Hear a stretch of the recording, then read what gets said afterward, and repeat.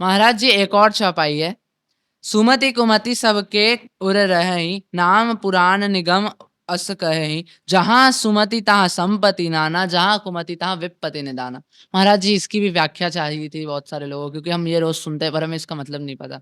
जहां कुमति तहां विपत निदाना। अब इसका जैसे है क्या कि देखिए, सब में बुद्धि और कुबुद्धि दोनों सब में होता है। कोई भी ऐसा व्यक्ति नहीं है इस संसार में जो मनुष्य रूप में जिसके अंदर सिर्फ बुद्धि या सिर्फ कुबुद्धि हो। दोनों होता है, बुद्धि और कुबुद्धि।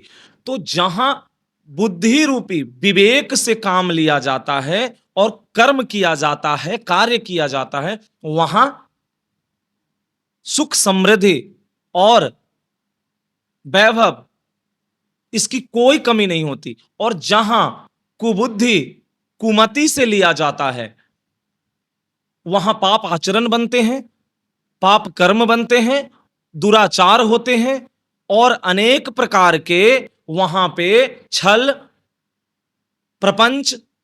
तो इससे क्या होगा कि वहां सिर्फ विपत्ति, दुख और सिर्फ संकट और सर्वनाश ही वहां होगा। वहां पे कभी भी सुख समृद्धि नहीं होगी, क्योंकि कुबुद्धि जहां भी हावी हुआ है, जब जब कुबुद्धि हावी हुआ है, जब जब विवेक से कोई कार्य नहीं किया गया, तहां ऐसा ही कार्य होगा जो संसार रूपी भ्रमर में और फंसाएगा, प्रपंच को और बढ़ाएगा, और वहां पाप कर्म ज्यादा बनेंगे, पाप आचरण ज्यादा होंगे। तो इसीलिए कहा गया है कि सुमति कुमति, सुमति कुमति सब में, सुमति भी और कुमति भी सबके उर रहीं, सबके उर रहीं, नाथ पुराण निगम अस कहें। पुराणों में, वेदों में, सब में यह वर्णन है, शास्त्रों में वर्णन है कि कुमति और सुमति, बुद्धि कुबुद्धि। तो इसीलिए बुद्धि रूपी जब आपका विवेक कार्य करने लगेगा, बुद्धि जागृत होगा और विवेक रूप में जब वो बदलेगा, तब जाकर के आपका जीवन सही मार्ग की ओर जाएगा। इसका मेन मतलब यही और मेन सारांश यही है।